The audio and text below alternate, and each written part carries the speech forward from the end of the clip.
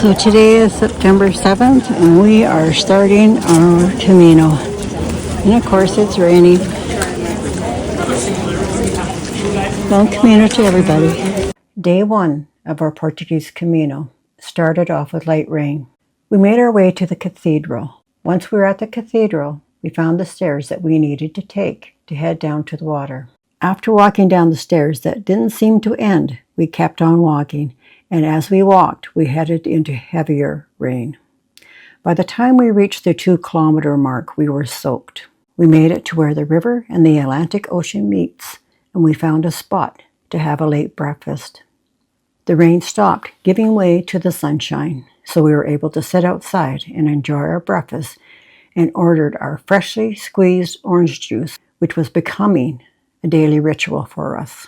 As we walked along the coastal route along the ocean, we've seen many forts where the old meets the new, and it just added to the beauty of the walk.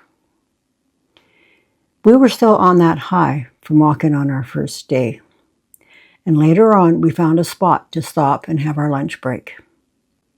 It was a beautiful spot. We just sat there and chit-chatted and just enjoyed the view.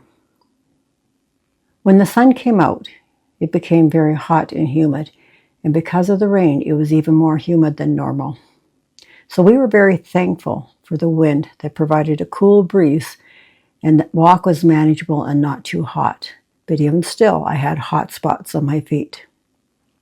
We continued on our way after our lunch break and started making our way to our destination, and had our drink and congratulated ourselves for our first day completed on our second Camino.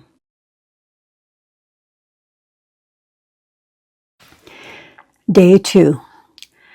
Today I started off with the group, but quickly it was Brenda and I who walked together. It was a very relaxing walk. The weather was sunny today and we had to watch for some stairs to cross the bridge.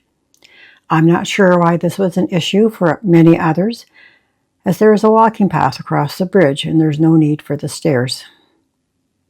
As we crossed the river, we stopped at a cafe to get a stamp. Well, the son's mother was working, and she wanted us to buy something, so we bought a coffee. You don't say no to Mama. Hindsight, we should have bought the pastries. That way, when we stopped for a break along the ocean, we had a treat to snack on. Once we left the cafe and made our way to the ocean, the walk was much like yesterday. But we also started walking on the boardwalk.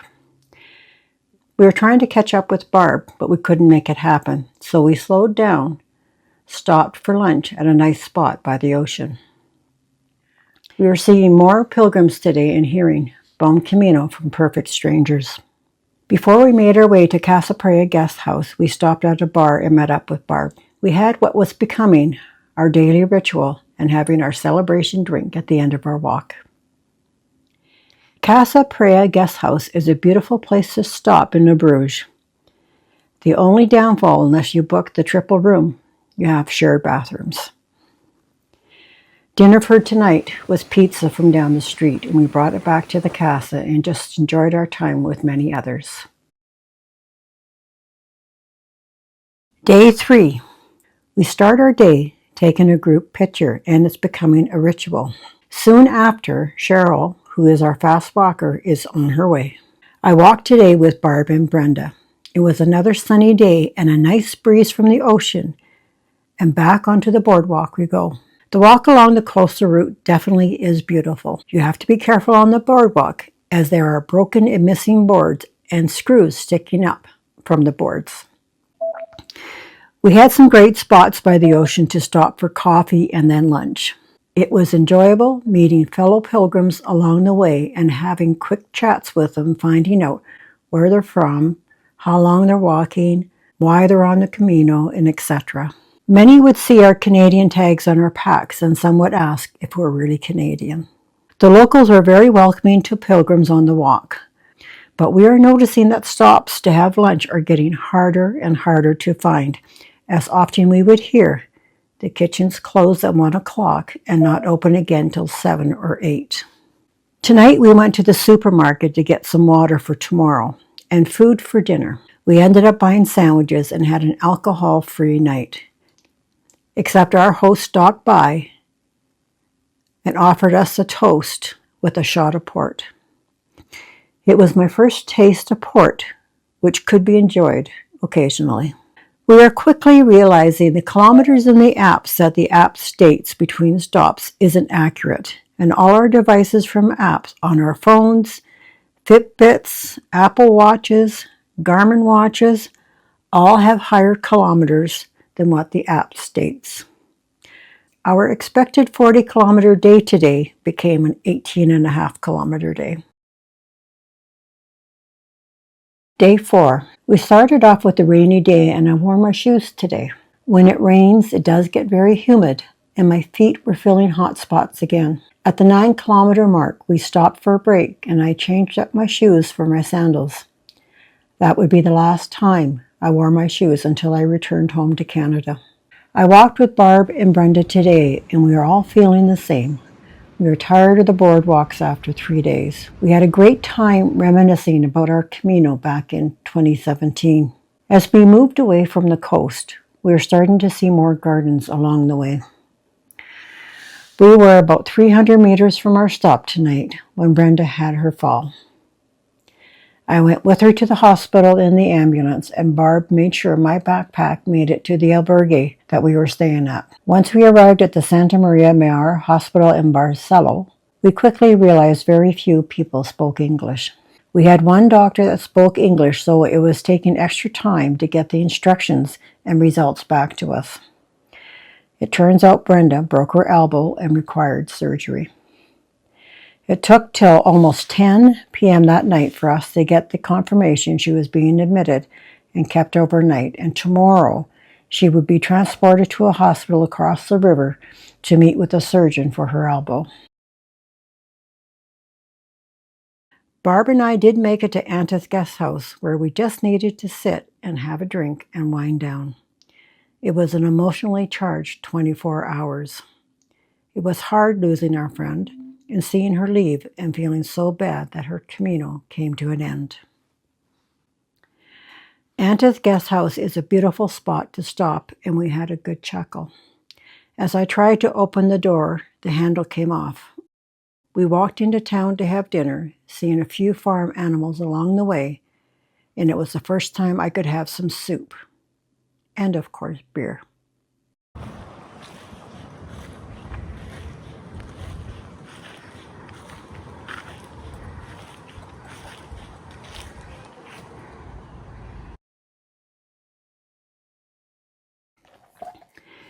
Day 6. There was a cafe just around the corner from Anta's guest house. They had scrambled eggs, bacon, and toast for breakfast, along with our freshly squeezed orange juice. Often we would look for scrambled eggs as you get tired of croissants for breakfast. I did have a good night's sleep as it was very peaceful at Anta's guest house. Oh, there's the arrow on the rock up there.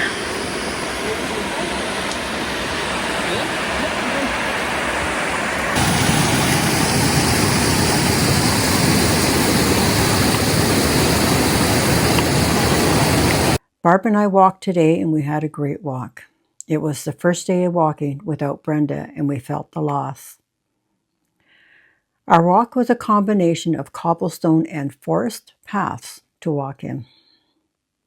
We walked through many smaller villages, which felt good for a change. It felt more like the Camino I was expecting.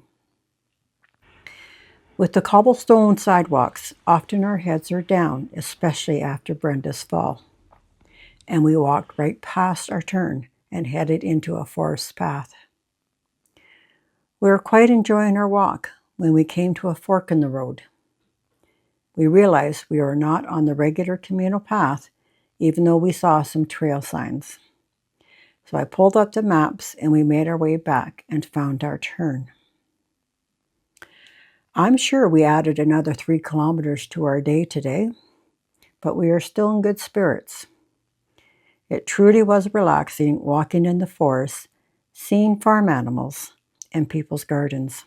Cheryl arrives much earlier than us, and she mentioned the bar that she stopped at and had dinner. We found that bar, which was about 500 meters from the stop for the night. The pasta and the beer were delicious.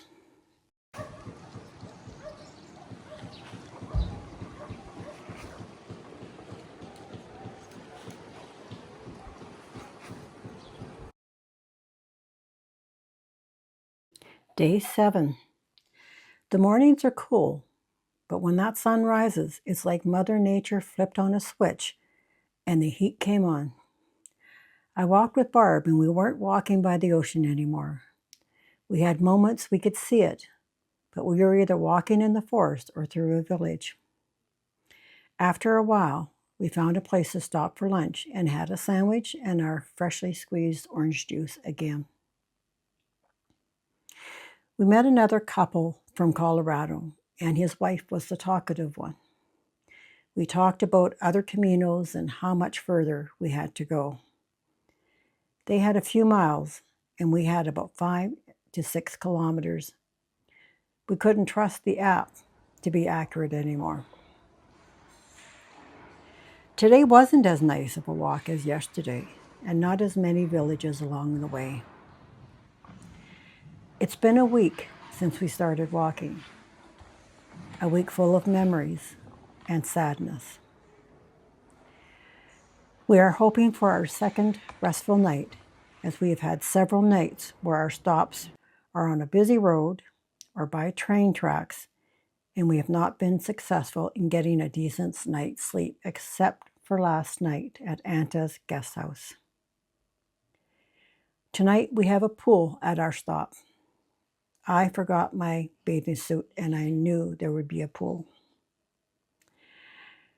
Barb and I just stopped by the cafe and grabbed a pizza and bought beer from the little grocery store. We took it back up to our room to sit by the pool. Remember that couple we met at lunch? As we're sitting by the pool having our drinks, we looked across the pool and there they were. Small world.